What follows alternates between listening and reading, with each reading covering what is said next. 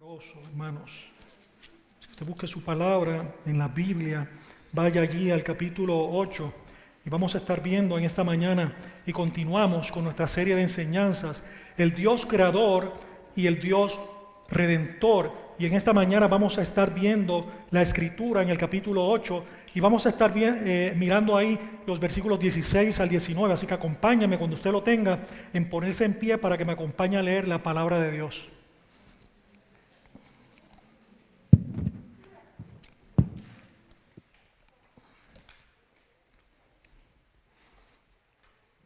Amén. Pues damos lectura a estos versículos. Dice la palabra de Dios: Entonces Jehová dijo a Moisés: Di a Aarón, extiende tu vara y golpea el polvo de la tierra para que se vuelva piojos en todo el país de Egipto. Y ellos lo hicieron así.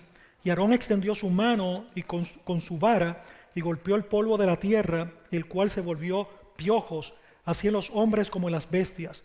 Todo el polvo de la tierra se volvió piojos en todo el país de Egipto.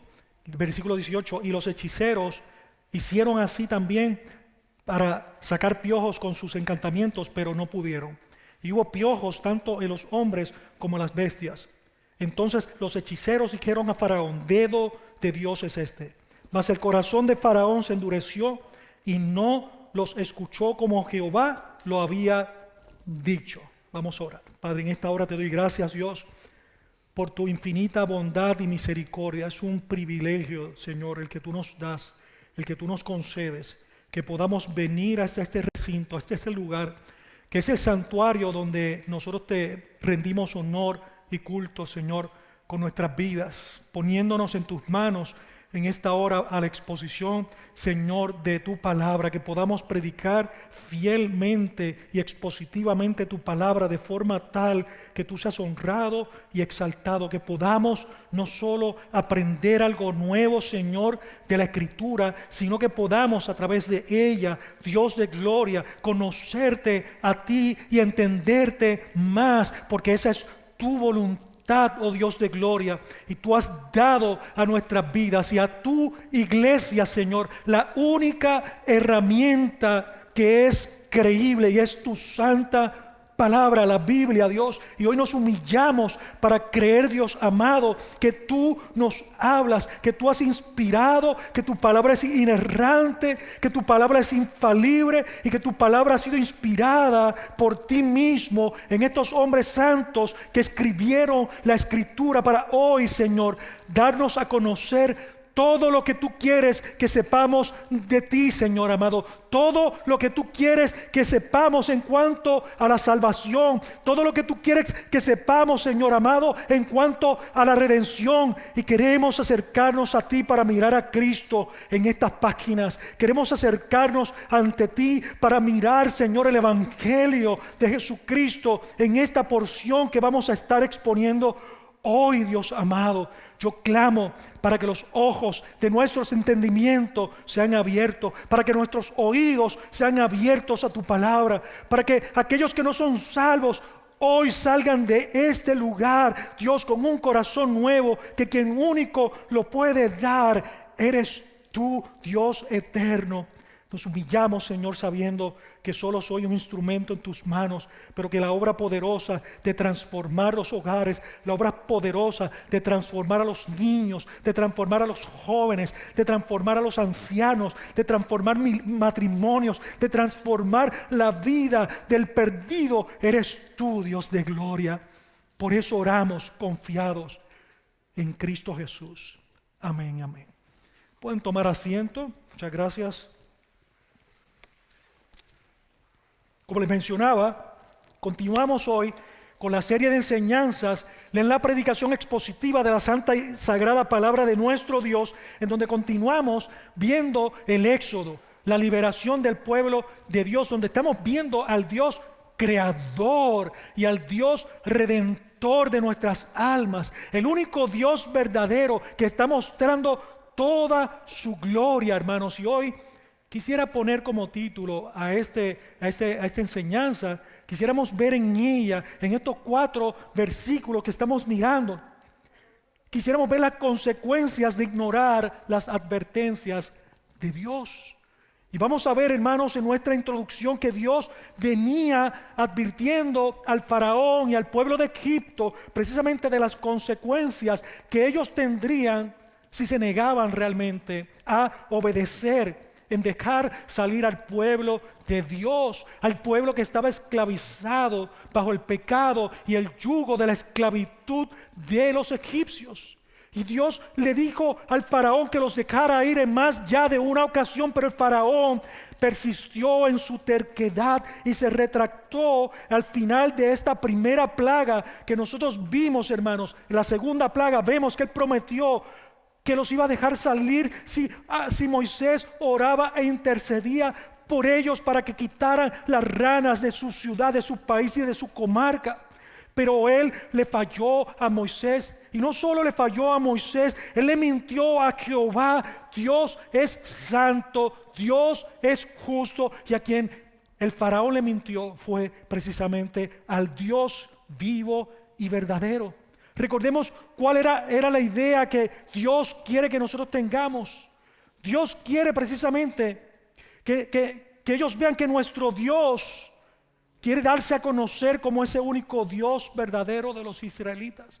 Esa es la idea de lo que nosotros venimos viendo. Eso es lo que Dios quiere inculcar, no solo en la mente del faraón, mientras estamos viendo las plagas que ocurrieron en Egipto, sino que Dios quiere, por encima de mostrar plagas, y nosotros enfocar nuestra mente y nuestro interés en cómo se desarrollaron estas plagas, que podamos en ese lugar ver al Dios que se quería revelar, no solo al pueblo de Israel, a los hebreos que estaban esclavos bajo el yugo del poder del gobierno egipcio, bajo el rey de Egipto, sino que quería que también ellos propiamente vieran quién era el verdadero Dios. No hay Dios fuera de Jehová, Dios el Rey verdadero, que es soberano de toda la creación, soberano. Faraón creía que era soberano sobre todo lo que era el mundo conocido. Pero Dios le está mostrando no solo al faraón, sino a los egipcios y al propio pueblo hebreo y a nosotros en este lugar, que Jehová Dios es el único Rey soberano, que gobierna no solo sobre la tierra, el planeta Tierra, sino que gobierna sobre todo el universo, porque Él no creó solo la tierra, sino que creó todo lo que existe y lo que aún el hombre no ha descubierto a través de la ciencia. Dios le había advertido al faraón que se arrepintiera, y se lo había dicho ya más de una ocasión, una y otra vez: deja ir a mi pueblo para que me rindan adoración, para que me rindan tributo en el desierto, déjalos ir. Pero él, en su obstinación, lo rechazó. Hermanos, es por eso que nosotros vemos en parte que el juicio de Dios que se derrama sobre los egipcios y sobre el faraón es precisamente también contra sus dioses, porque Dios le está mostrando que Él va por encima de todos los dioses en letra minúscula, dioses que son ídolos creados en el corazón de los hombres, como vimos la semana anterior. Y les está diciendo: con estos juicios no son inocentes, son hallados culpables. Así que ahora vemos nosotros la tercera plaga, hermanos, en el versículo 16. Acompáñenme nuevamente a ese versículo.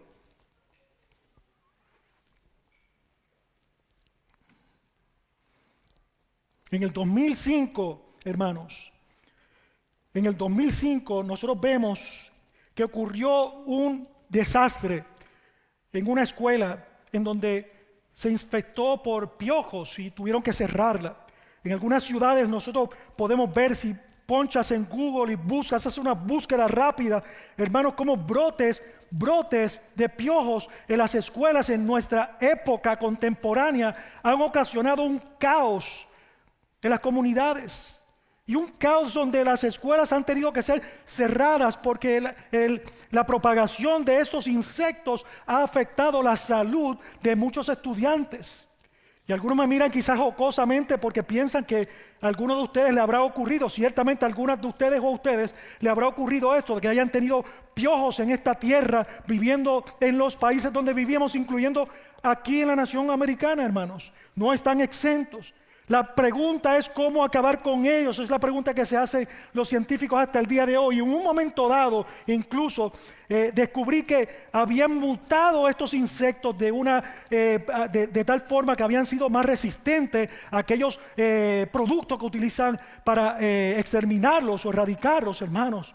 Pero me llamó la atención que un caso que leí en donde una niña murió porque por 3 años estuvo infestada por piojos, hermanos. Y ciertamente no estoy hablando aquí de que necesariamente fue la salud. Probablemente hubo descuido y evidentemente lo tiene que haber habido.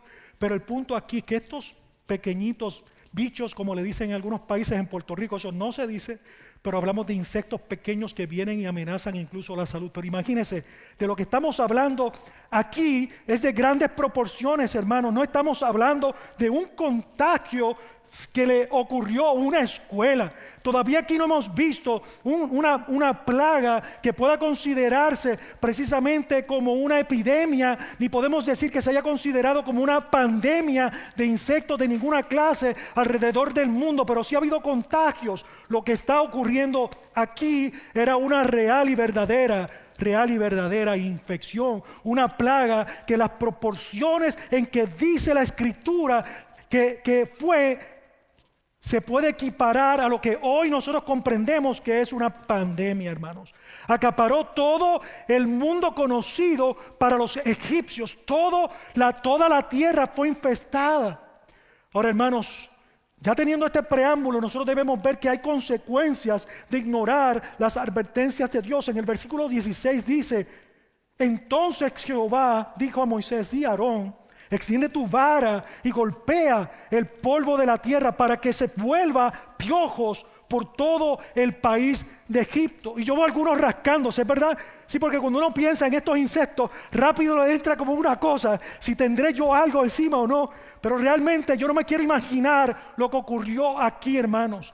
Yo no quiero ni pensar en lo que fue. Yo lo que sí sé es que la Escritura dice que el contagio fue tal que todos los seres humanos y hasta las bestias fueron infestados por esta plaga o esta señal. Yo quiero que ustedes tengan en mente algo. A veces vamos a la Biblia y repetimos lo mismo, pero antes de continuar yo quiero enfatizar que lo que nosotros estamos viendo aquí, más que una plaga, es una señal prodigiosa del Dios del cielo y de la tierra. Más que un castigo, es una señal de la mano poderosa del Dios que creó el universo entero. Eso es lo que estamos viendo nosotros aquí.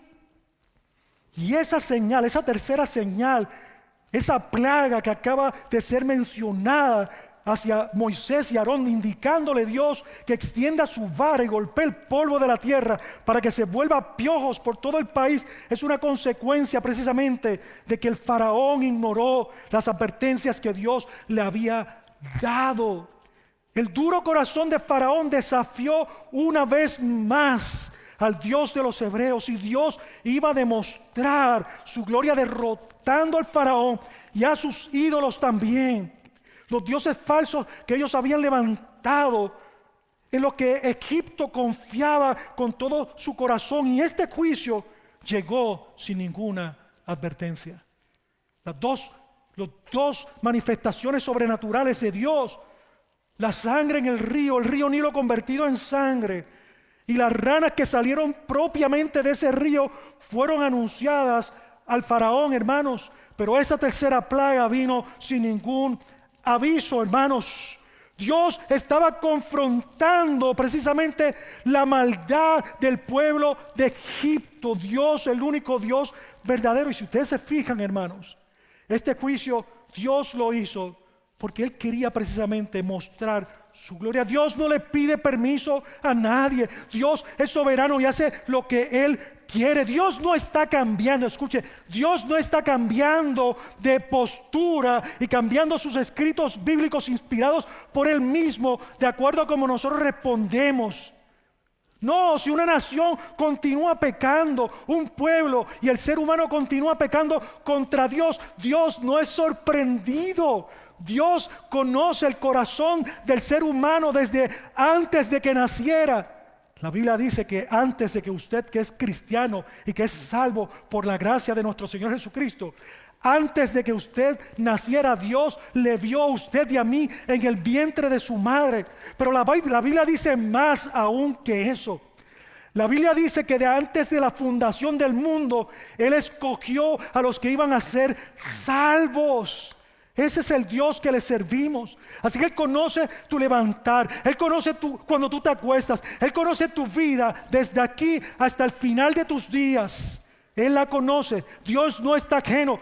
Dios, el Dios de la Biblia, no se sorprende con tus acciones pecaminosas, ni tampoco es sorprendido por tus buenas acciones. Él sabe exactamente cómo tú respondes en la vida y sobre todo cómo tú respondes a su palabra. Ese es el Dios que estamos viendo aquí. Ahora, me gustaría que pensemos por un momento en esa seria advertencia de que este pasaje trae también para ti y para mí. Lo primero es que es un gran error pensar que podemos nosotros precisamente jugar con Dios y quedar sin juicio. Y esto es para nosotros, iglesia.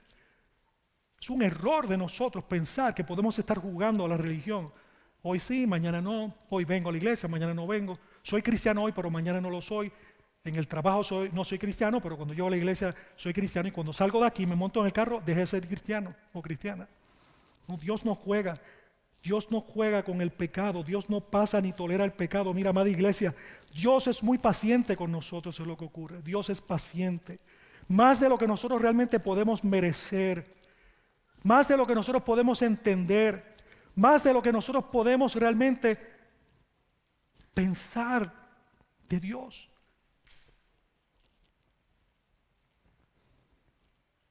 Pero tarde o temprano Dios pasa juicio.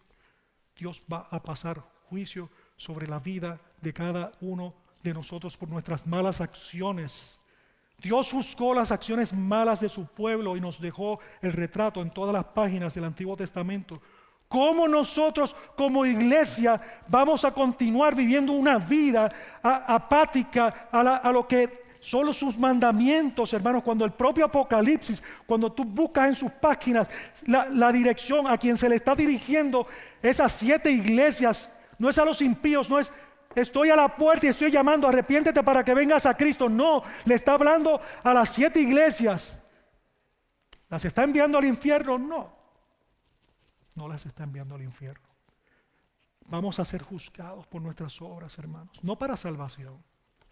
Podemos relajarnos, pero pobre de nosotros como cristianos que vivamos en ese extremo donde vivamos una vida como aquella vieja canción que ya todos ustedes saben, como a lo loco. No, tenemos que vivir ordenadamente conforme a la Escritura lo estipula, hermanos. Amada iglesia, Dios quiere que vivamos en santidad conforme a como Cristo vivió.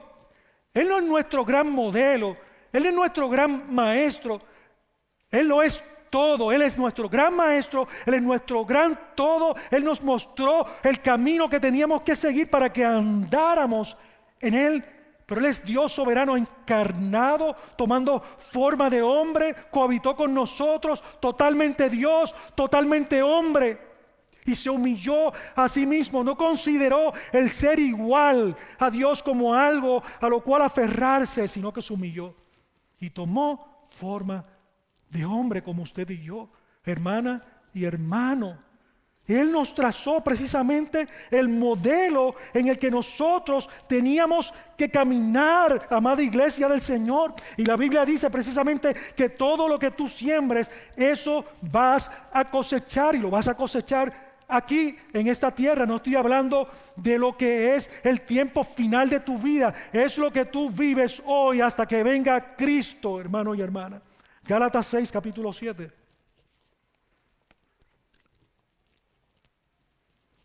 No os engañéis, Dios no puede ser burlado, pues todo lo que el hombre sembrare, eso segará. Así que cuando tú vives complaciendo esos deseos pecaminosos de la carne, estás viviendo en contra de la vida que Cristo nos ha llamado a vivir. Hemos sido llamados a vivir una vida y en andar conforme al Espíritu.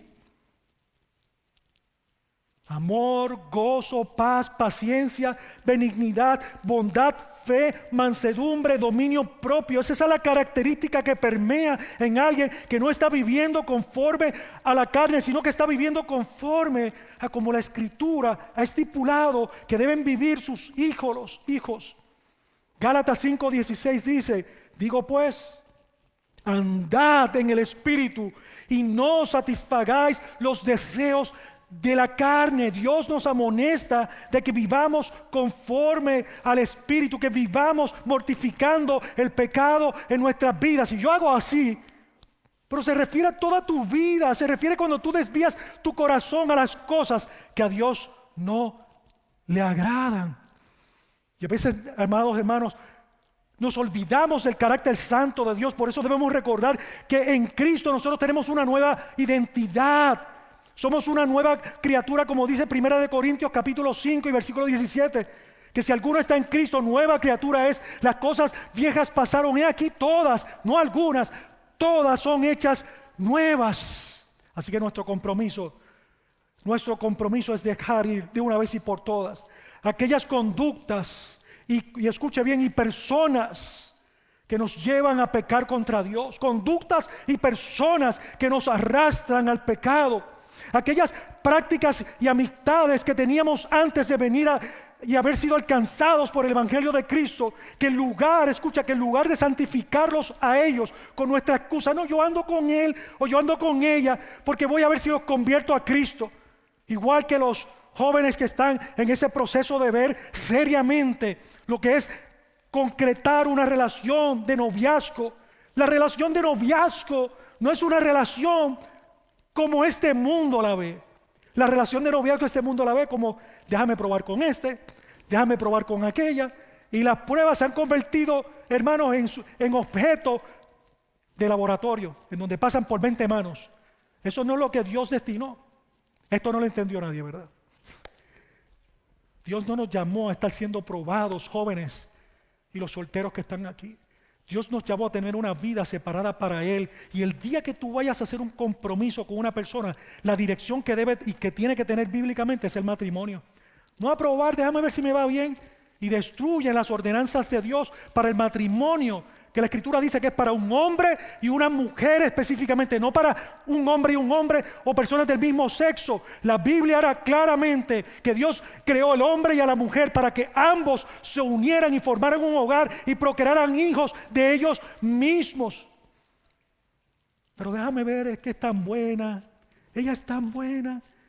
Ella lo que le falta es una areolita aquí. Le falta, es más, yo le veo las alitas saliendo. Yo me imagino que es una crisálida. Lo que le falta es que brote las alitas y se le salgan. Hermano, las alitas se le van a salir, pero son las alitas del infierno. Usted tiene que buscar, joven, mujer y hombre, cristianos verdaderos, orar a Dios y tener paciencia. No tenga prisa para buscar al compañero o la compañera que Dios ha separado para usted. Pastor, esto no es para usted. No tenga prisa. No tenga prisa. Pero tampoco se queda ahí. Ese sí es para usted. Se puede borrar, lo borran. Hermanos, no solo tenemos que santificarnos, lo que la palabra nos dice es que nosotros precisamente al haber sido alcanzados por el Evangelio de Jesucristo, en lugar de nosotros pretender santificar a las personas o aquellas costumbres que teníamos, tenemos que correr y huir de ellas y esperar con calma y pacientemente el tiempo de Dios para las cosas en nuestra vida. Proverbios es un libro lleno de enseñanza, hermano y hermana. Adulto, padre que estás aquí, educa a tus hijos a través de los proverbios. Y nosotros debemos cada mes tomar los proverbios y leerlos, hermanos, como una meta personal. Leerlos y releerlos para que entendamos el corazón de Dios en aspectos prácticos de la vida. Ahora, tampoco podemos vivir una vida conforme al Evangelio si nosotros andamos como llaneros solitarios. Necesitamos una iglesia local, necesitamos ser pastoreados, necesitamos la comunidad de la membresía de la iglesia para crecer y para vivir en santidad. Tú no puedes pretender que un niño recién nacido sea puesto en una cuna, en un lugar, y le pongan la botella al lado para que crezca, tú tienes que atender ese bebé. Y dijo, sea la luz, y fue la luz. Tú tienes que atender ese bebé, tienes que ponerle un biberón, tienes que ponerle un chupete, como le llaman en el país tuyo. En nuestro país le dicen botella. Ponle la botellita, el biberón en su boca para que se alimente. No lo puedes dejar ahí pretendiendo que crezca solo.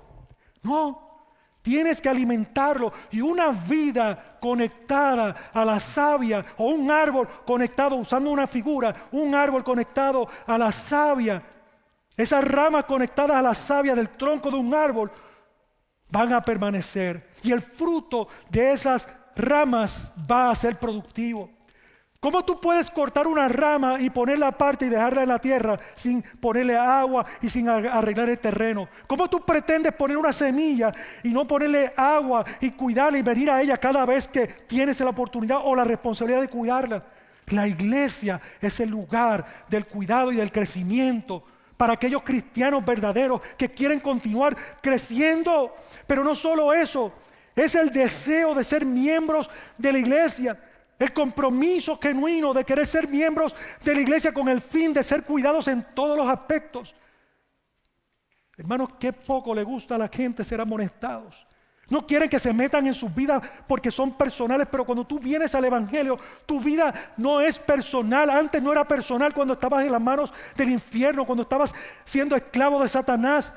Ahora mucho menos, y debes abrir las puertas de tu corazón unos a otros. No solamente el pastor conozca tus asuntos, sino unos a otros relacionarse. Si tú no te relacionas, te vas a secar, te vas a morir. Deja la excusa ya de que la excusa que tienen algunos cristianos: no, yo no le voy a contar ni una sola cosita porque a mí me pasó tal cosa. Yo le dije esto a un hermano y ese hermano barrió el piso conmigo, se lo dijo a 20 personas más. Allí son unos hipócritas, por eso yo nunca más voy a abrir mi corazón para hablar con nadie. Estás pecando, no conoces la Biblia, no sabes lo que estás diciendo. Por eso es que necesitas estar en una iglesia, para que aprendas a que tú no eres el único pecador, que hay otros pecadores que estamos aquí en la iglesia y que vamos a fallarnos unos a otros, y necesitamos del evangelio. Necesitamos romper los miedos que vamos a hablar ahora en breve, romper los miedos que tenemos. Recordemos, hermanos, que cuando somos indiferentes a las advertencias de Dios, las que Dios nos da en su bendita y gloriosa palabra, estamos actuando como el mismo Faraón. Estamos actuando y a veces nos da, y por igual no nos importa, no nos interesa. Pero también a veces nos pasa a nosotros igual. Nos llegan las pruebas y las situaciones difíciles, como hemos hablado, y nos llegan sin ningún aviso. A veces es el dedo mismo de Dios que vamos a hablar ahorita. A veces es la mano de Dios obrando en nuestro corazón por nuestra terquedad, porque no hemos tornado nuestro corazón en arrepentimiento y fe, aún siendo cristianos. Entonces dijo Jehová dijo a Moisés: di a Aarón, extiende tu vara y golpea el polvo de la tierra para que se vuelva piojos por todo el país de Egipto. Pastor, ¿cuándo vas a continuar? Ya. Amada iglesia, Dios vuelve a golpear el faraón. Recuerda que los dioses de Egipto fueron golpeados por Dios. El pueblo de Egipto fue golpeado por Dios, pero esta vez vemos algo interesante, porque esta plaga viene precisamente desde un elemento que es el polvo y que Dios dispuso precisamente del cual iba a crear al hombre. Fíjense en Génesis capítulo 2 y versículo 7.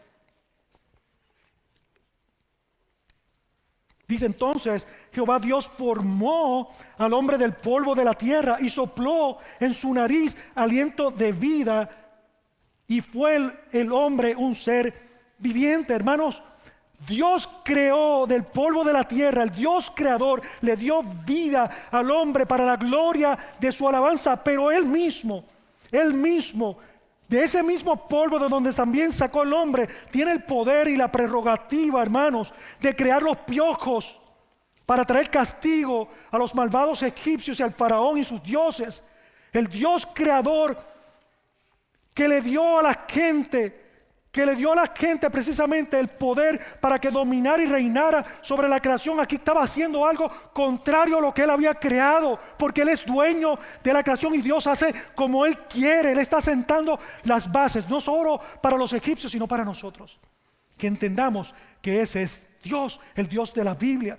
Ese es el Dios al que nosotros le servimos. ¿Y por qué Dios hizo eso? Una de las razones la vemos en Romanos, cuando dice que las personas vieron la naturaleza, lo que Dios creó, y prefirieron darle culto, crear ídolos de las cosas creadas antes de que al Creador, hermanos. Y los próximos versículos que vamos a mirar, hermanos, vemos la obediencia. Nos recuerdan precisamente un patrón que hablamos la semana pasada y que hoy en estos 4 o 5 puntos que voy a seguir con ustedes vamos a desempacar. Y el primer punto que vemos es la obediencia de Moisés y Aarón. Dios obra a través de la obediencia de sus siervos. Y la obediencia es vital, amada iglesia. No me voy a quedar mucho rato ahí porque lo explicamos la semana pasada. Si usted no estuvo aquí, vaya a YouTube y busque la predicación y ahí lo puede ver para que repasemos estos puntos. De la misma manera que nosotros hemos visto el desarrollo en el carácter de Moisés, que precisamente era un hombre que tenía miedo a los hombres, tenían temor de la opinión de los hombres. Ahora vemos un Moisés, como dijimos la semana pasada, que está siendo temeroso de Dios en lugar de los hombres. Y Dios obra a través de la obediencia de su pueblo, cuando su pueblo se dispone en sus manos a hacer su voluntad, hermanos. Y para nosotros eso es importante, porque una de las cosas que más Dios desea que aprendamos es que seamos obedientes a su palabra. Dios espera de nosotros que seamos fieles cuando nos manda que apliquemos el Evangelio a nuestras relaciones de familia, que apliquemos el Evangelio cuando estamos nosotros relacionándonos con nuestros hijos, con nuestras esposas, con los esposos, cuando estamos relacionándonos con los compañeros de trabajo. Cuando estás en el tapón, ustedes le llaman tapón, sí, cuando estás en el tráfico, te topaste con una luz. Aquí casi no hay, en Puerto Rico eso es todos los días, a cada minuto. Tengo eso en mi ADN todavía. Me estoy desintoxicando del tráfico pesado. Pero ciertamente donde quiera que nos paremos, en la cola de una tienda, estás aquí impaciente, tú tienes que explicarte el Evangelio. Dios espera de nosotros que seamos obedientes, hermanos. Y esto es algo que ocurre en nuestras vidas de forma progresiva. Y lo hace Dios a través del Espíritu Santo. Dios, Espíritu Santo, obrando en el corazón de aquellos que Dios ha redimido. Bendito y adorado sea el nombre de Dios y bendecido sea el Espíritu Santo porque nos ayuda precisamente en nuestras luchas y en nuestras debilidades. Así lo dice la palabra en Romanos 8:25. Y de igual manera el Espíritu nos ayuda en nuestra debilidad. Qué bueno es Dios, hermanos. Dios es bueno, hermanos. Dios es bueno. Ahora, tras la obediencia de sus siervos, vemos el segundo punto, el patrón de estas plagas. Vemos ahí mismo, en la parte B de ese versículo 17, donde dice que todo el polvo de la tierra se volvió piojos en todo el país. Dios muestra su gloria. Primer punto, sus siervos se lo obedecen. Segundo punto, Dios muestra su gloria. Y ahí vemos nosotros que Aarón golpeó la tierra con la vara, hermanos, recordándonos que es la mano de Dios, no es la mano de Moisés, no es la mano de Aarón, no es la vara de ellos. Dios está usándolo para que se refieran a Él, para que Faraón entienda que ha sido Él el que lo ha hecho, para que los egipcios, los sacerdotes del Faraón entendieran que es Dios el que lo está haciendo. Así que Dios muestra su poder convirtiendo el polvo de toda la tierra de Egipto en piojos. Hermanos, no sabemos exactamente cuáles eran los dioses que Jehová estaba derrotando y que estaba allí humillando con este prodigio y maravilla, con esta señal o plaga. Pero estamos seguros de que Dios estaba demostrando, como les dije, que Él es soberano. Dios es soberano sobre todo lo creado y es la propia mano de Dios la que está obrando ahí, hermanos. Él está diciéndole que no hay otro Dios fuera de Él. No hay más dioses. No pueden ser aceptados otros dioses delante del Creador del universo entero. No existe. Tú no te puedes hacer un Dios. Dios eso le aborrece porque Él no comparte su gloria con nadie. Hermano, esto nos recuerda a otro lugar en la Biblia donde la palabra polvo se utiliza y lo vemos en la propia promesa que Dios le hizo a Abraham. Dios le prometió convertir en Abraham una nación grande, que su descendencia sería como el polvo de la tierra. Noten conmigo en Génesis 13, 16.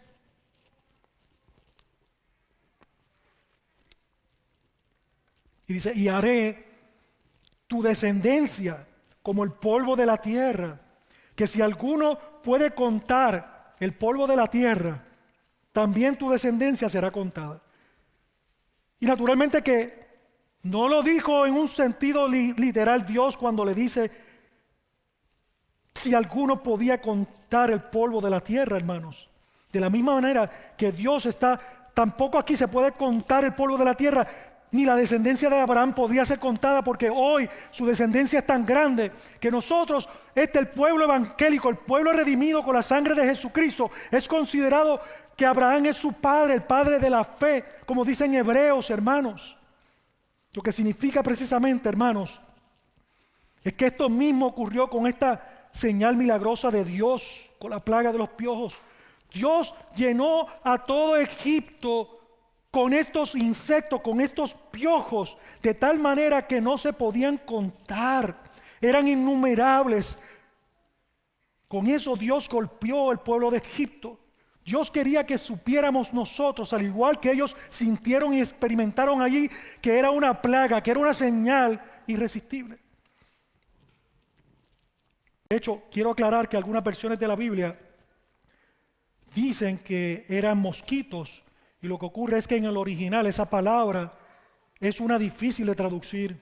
De hecho, aparece ahí nada más. Sin embargo, lo que Dios quiere que veamos, el punto no es tanto si eran mosquitos o piojos, sino que los seres humanos y los animales o las bestias fueron azotados por esos piojos, y que era imposible vivir bajo esas circunstancias.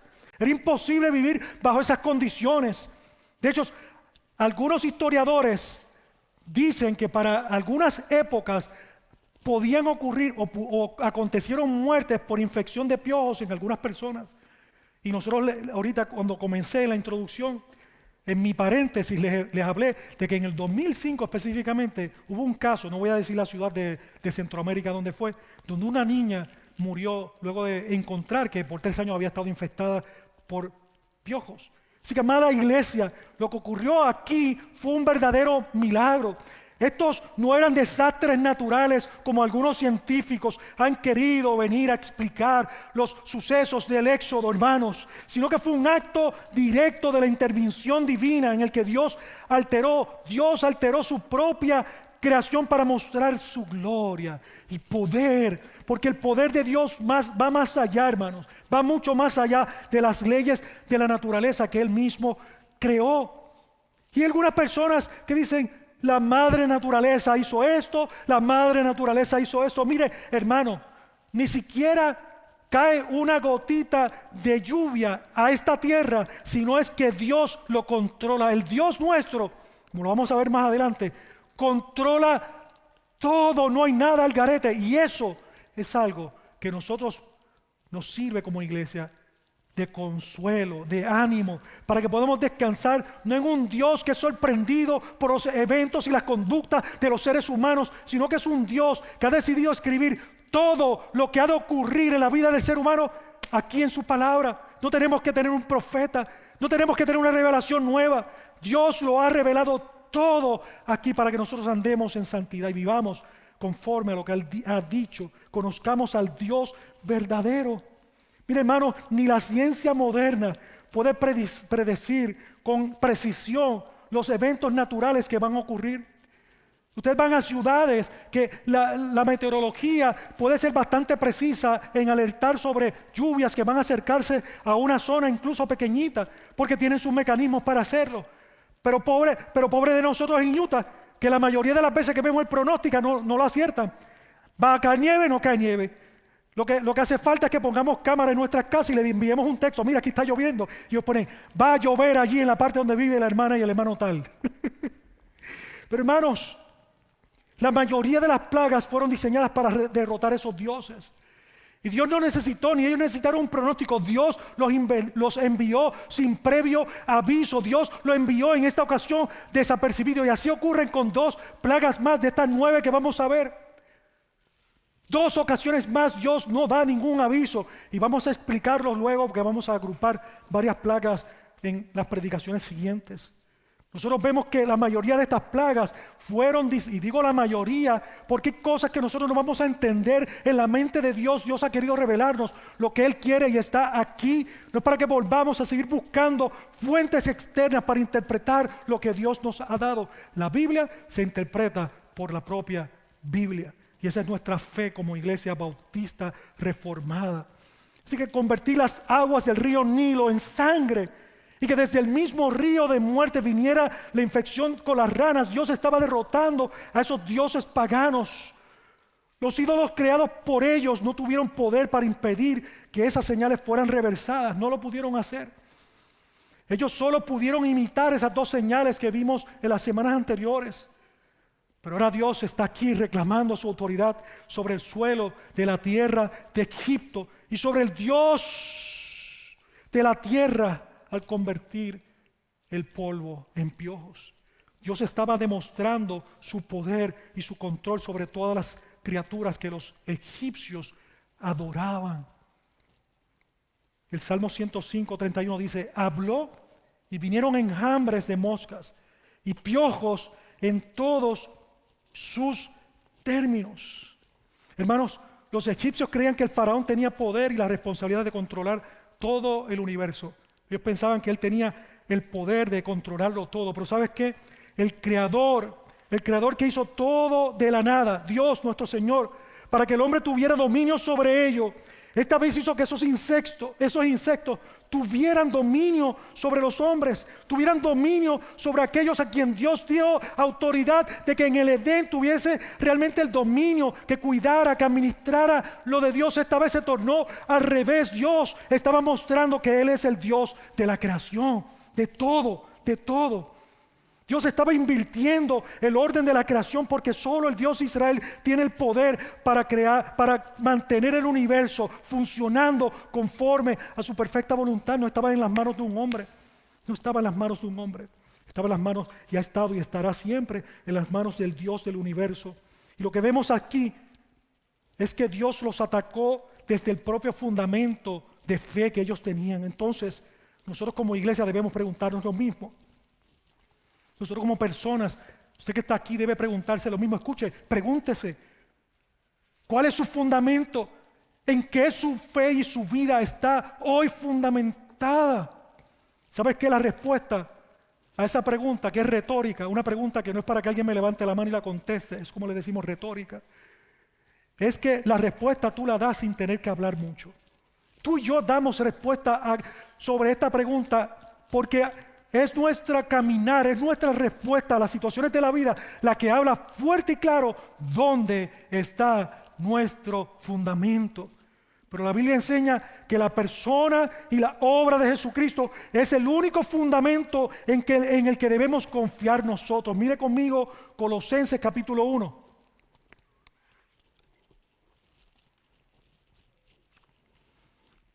Versículo 16 dice, versículo 16: porque en Él fueron, ¿en quién? En Cristo, creadas todas las cosas. Todo fue creado por medio de Cristo y para Cristo. Y Él es antes de todas las cosas, y todas las cosas en Él subsisten. Cristo en este pasaje nos dice claramente que no fue creado. Cristo ha existido por la eternidad para que todas las cosas subsistan. La lógica es que lo creó existía por siempre. Así que el creador es Jesús. Jesús es el que sostiene todo el universo. Fueron todas las cosas hechas de Él, por Él y para Él, y solo para la gloria de nuestro Dios triuno. Y eso nos ayuda, amados hermanos, a pasar a nuestro punto 3. Los hechiceros no pueden falsificar el milagro de Dios.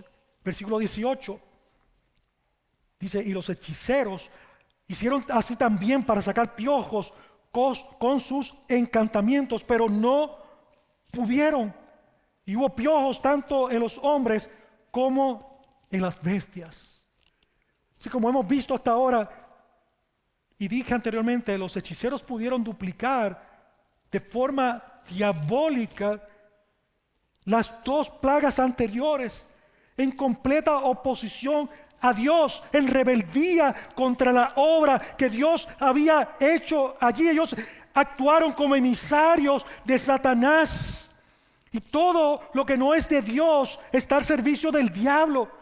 Como el mismo Jesús le dijo a los fariseos en Juan capítulo 8, versículo 44, donde dice: vosotros sois de vuestro padre el diablo, y los deseos de vuestro padre queréis hacer. Y más adelante, ahí mismo en Juan, el versículo 47, Jesús les dice: el que es de Dios, las palabras de Dios oye. Por esto no la oís vosotros, porque no sois de Dios.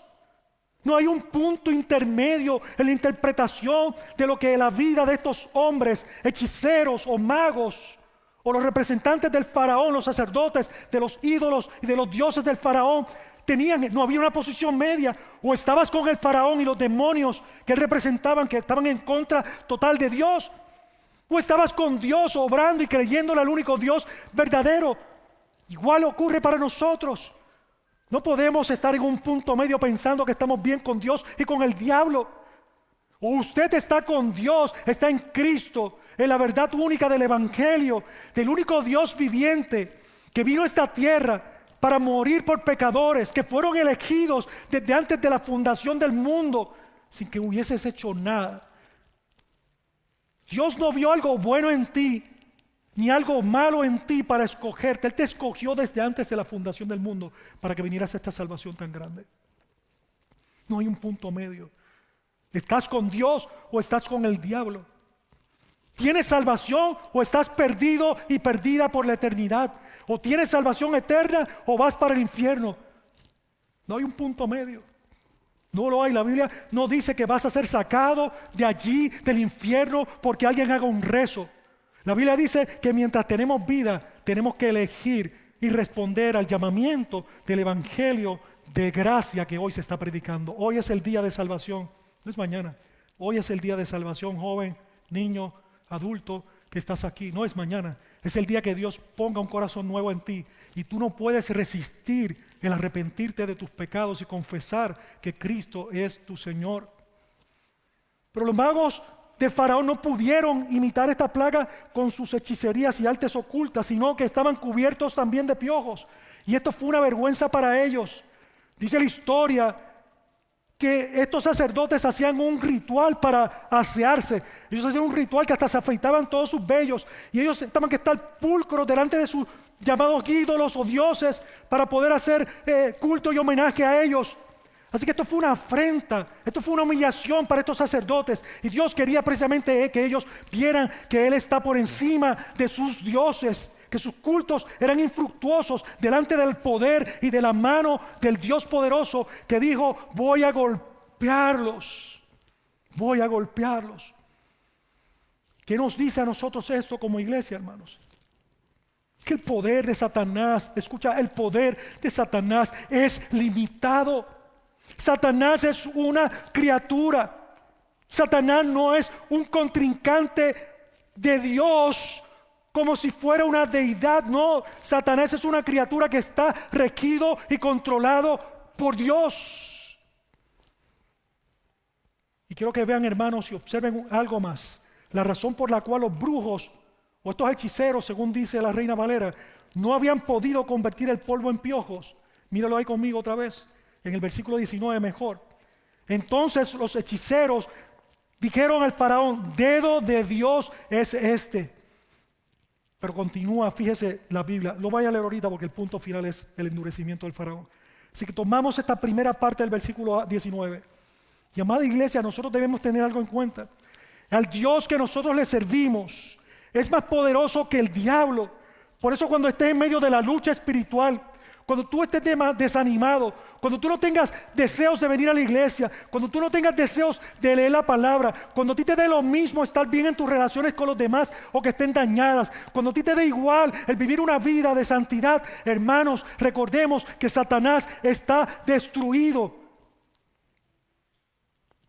Quiero que recuerdes que Dios está ahí dispuesto a salvarnos del poder de Satanás. Dios no quiere que tú te quedes desanimado cuando vienen estas cosas a la vida del creyente. Eso es una lucha espiritual. Cuando tus relaciones no caminan, están estancadas, es porque estás viviendo a la luz de la carne y no del espíritu. Y tú dices, ¿qué me pasa? Pues precisamente Dios, el Dios misericordioso de la Biblia, está dispuesto a extender la mano hacia nosotros para librarnos del poder de las tinieblas, hermanos. Cristo es el dedo de Dios que venció a Satanás, como lo dice Lucas capítulo 11 y versículo 20. Si me acompañas ahí, por favor.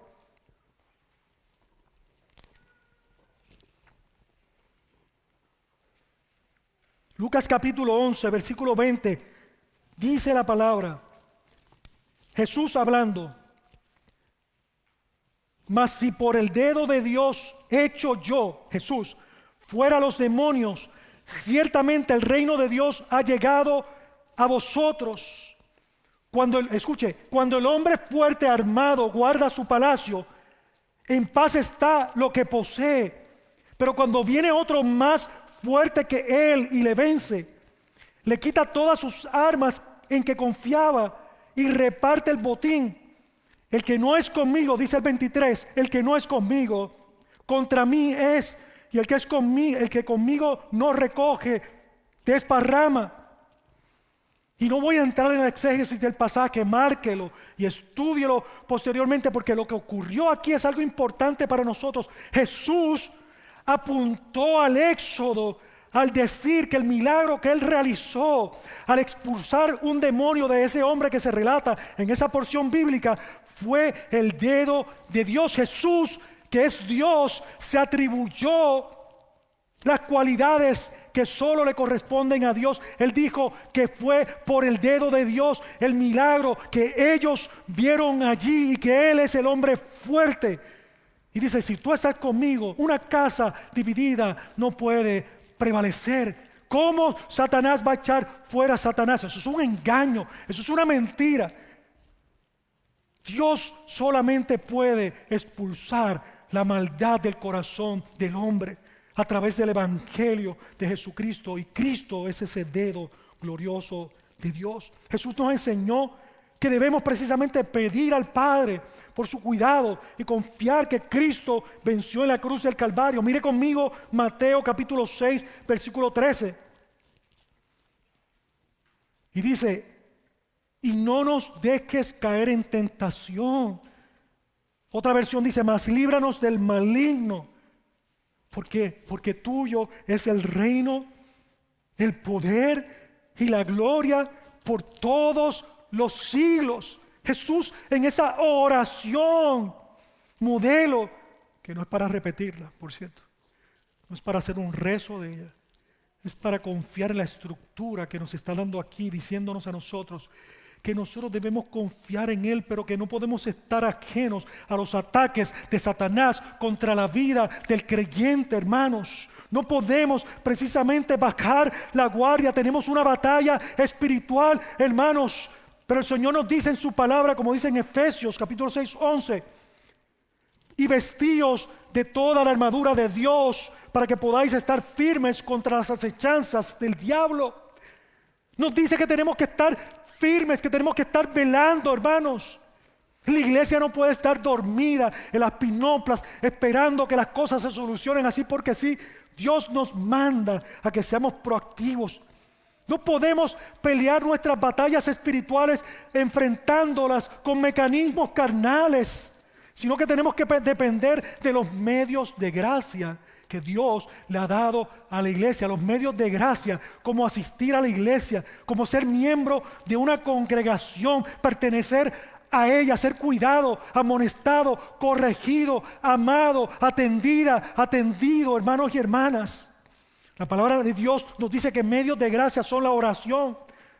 Un cristiano que no está orando, un cristiano que no lee la palabra de Dios, cuando vienen los ataques del enemigo, son vulnerables, como lo es un niño que en una tienda, en un negocio, se sale del lado del papá y sigue corriendo y se le pierde.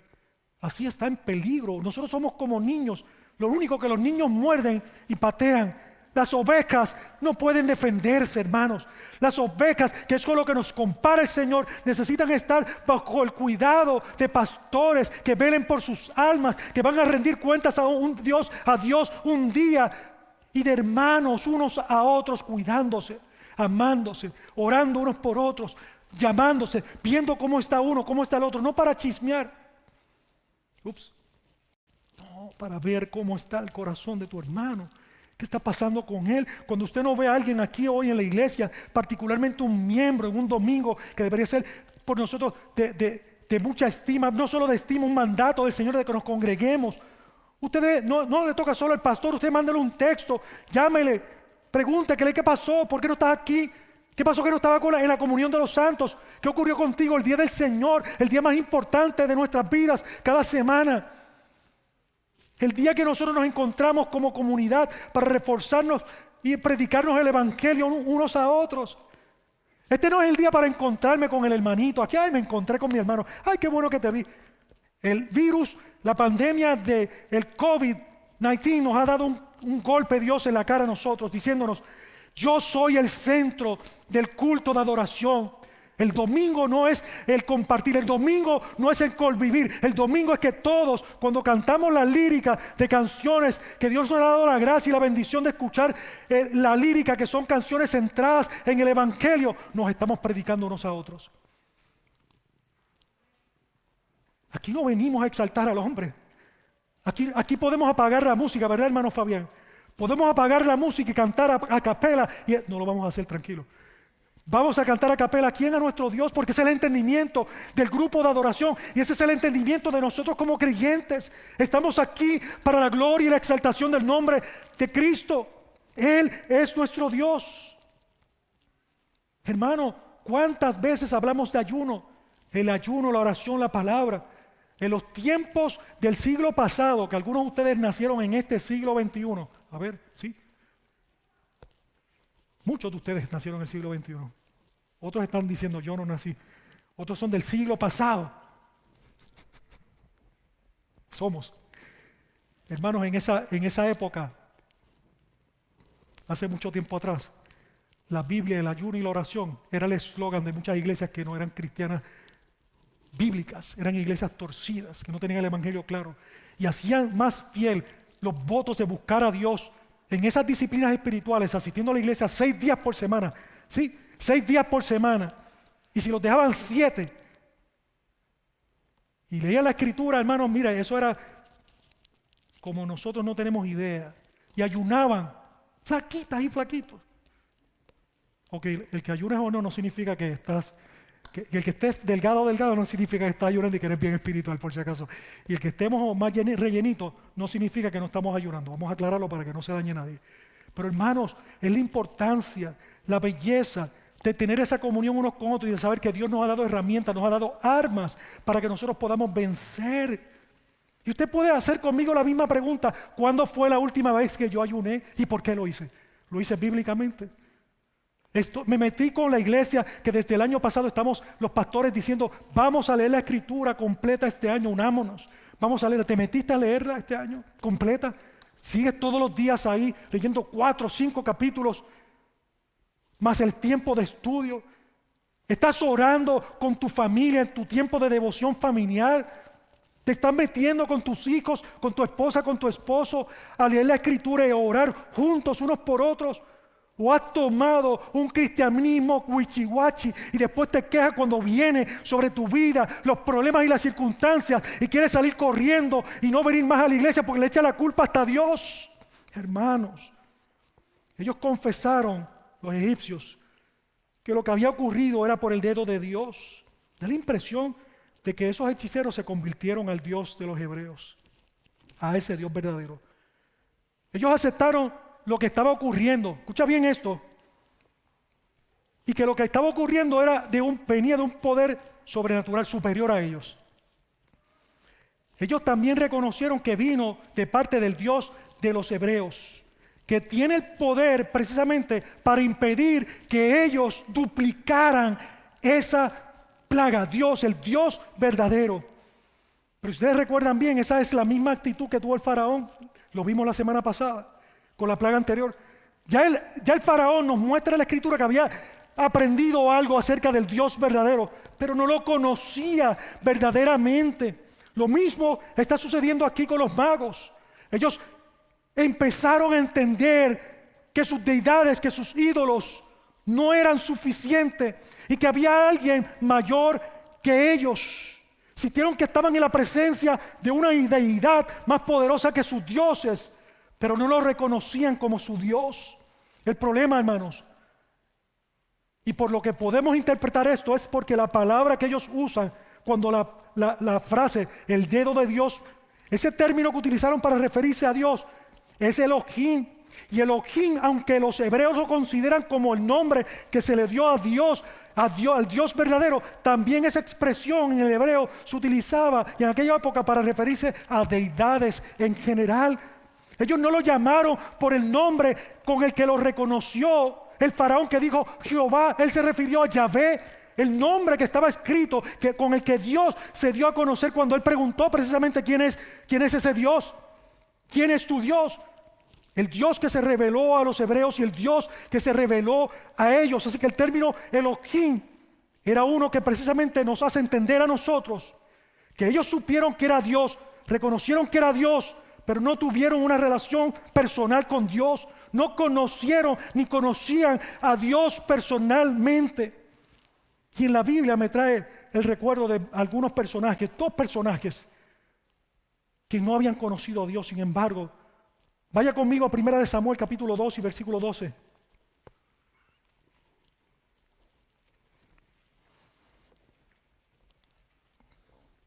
Eso me recuerda precisamente a Samuel, hermanos. Este es el caso de los hijos de Leví. Quiero hablar de ellos primero. 1 Samuel capítulo 12 vemos este grupo de hijos de Elí, que dice la escritura que eran hombres impíos.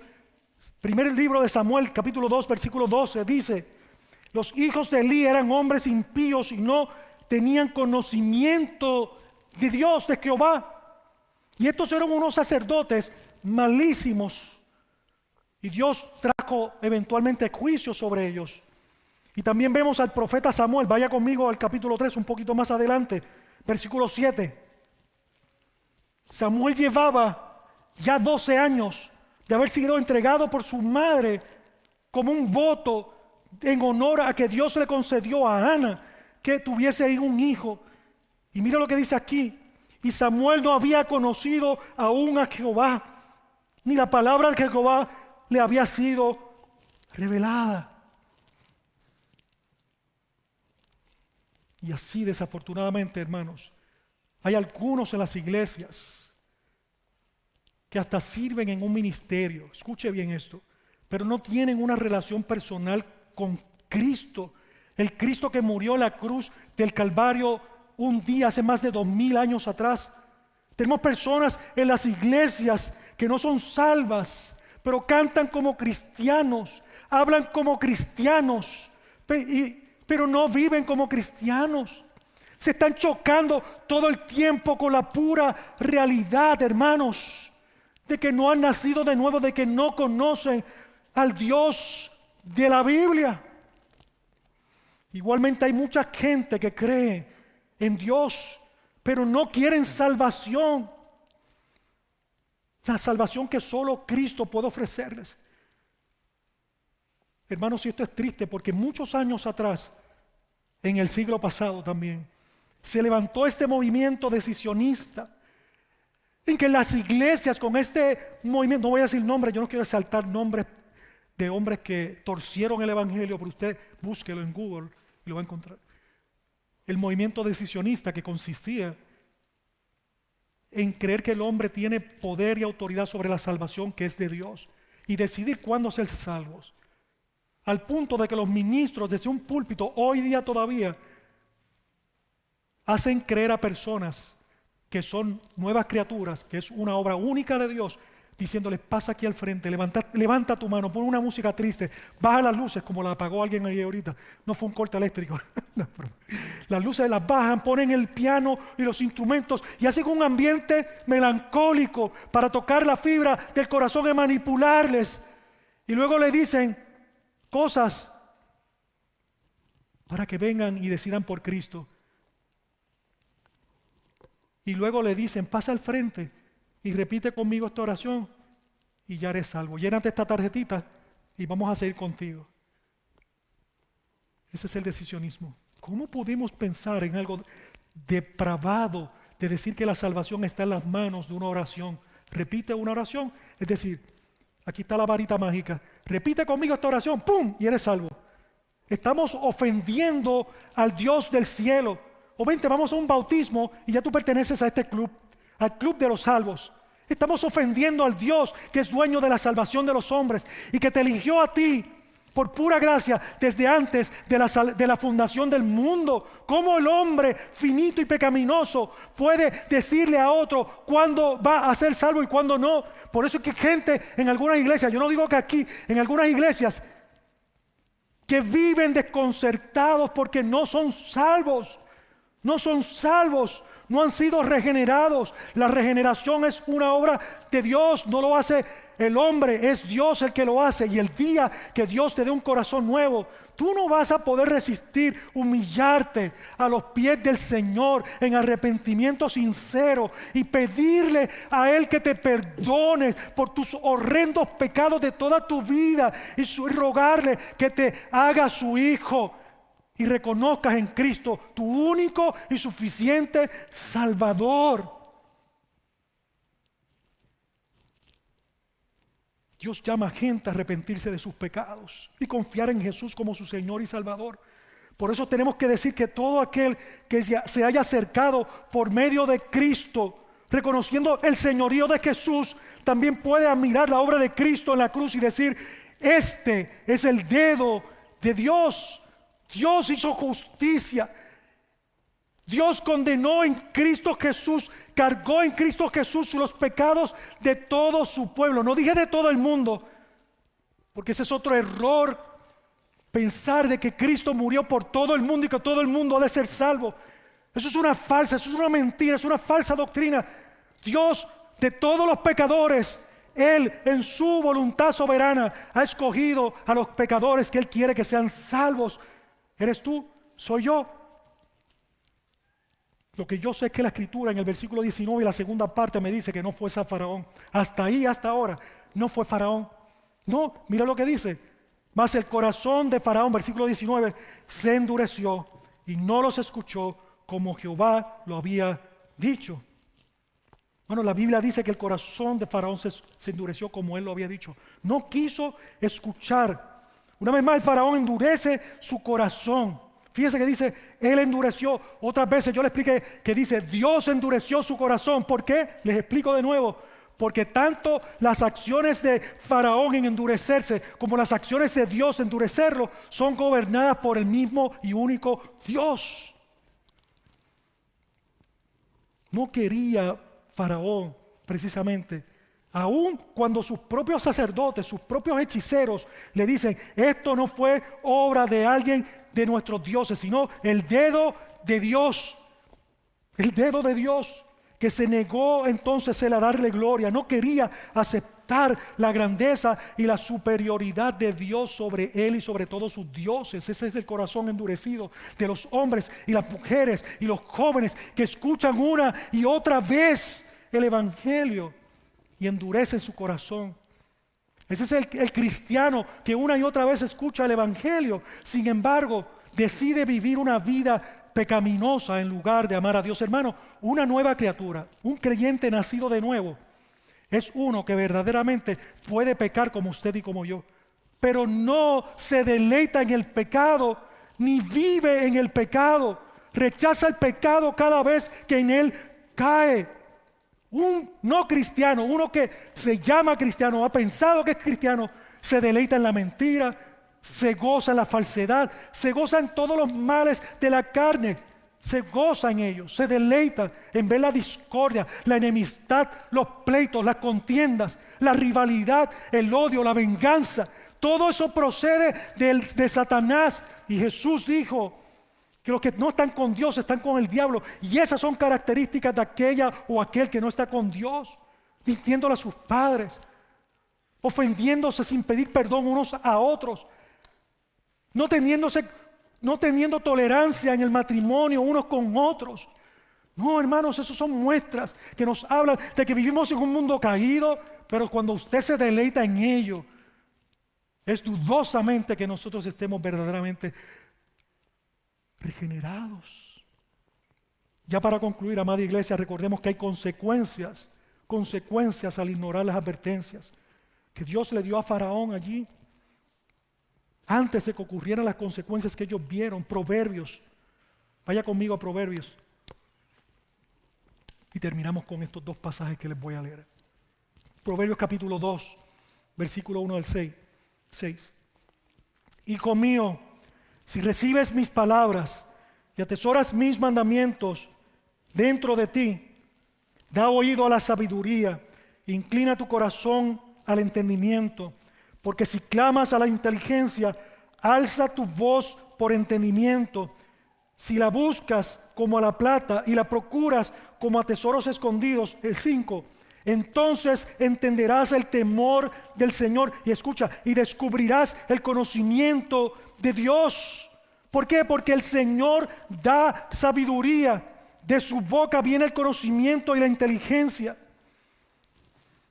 Así que, amada iglesia, mi oración es que cuando tú veas a Dios obrando en tu vida, que cuando tú veas a Dios extendiendo su ayuda para su gloria, y que cuando veas a Dios transformándote por el puro afecto de su voluntad, tú puedas recordar la oración que Jesús hizo.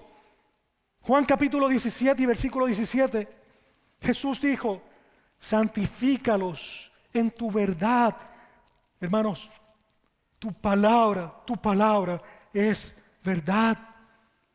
Pero no ruego solo por esto, sino también por los que han de creer en mí, por la palabra de nosotros, de ellos, para que todos sean uno, como tú, oh Padre, estás en mí y yo en ti, que también ellos estén en nosotros, para que el mundo crea que tú me enviaste. Vamos a orar. Padre, en esta hora te doy gracias, Dios. Me humillo delante de tu presencia, reconociendo tu señorío sobre tu iglesia. Que Jesús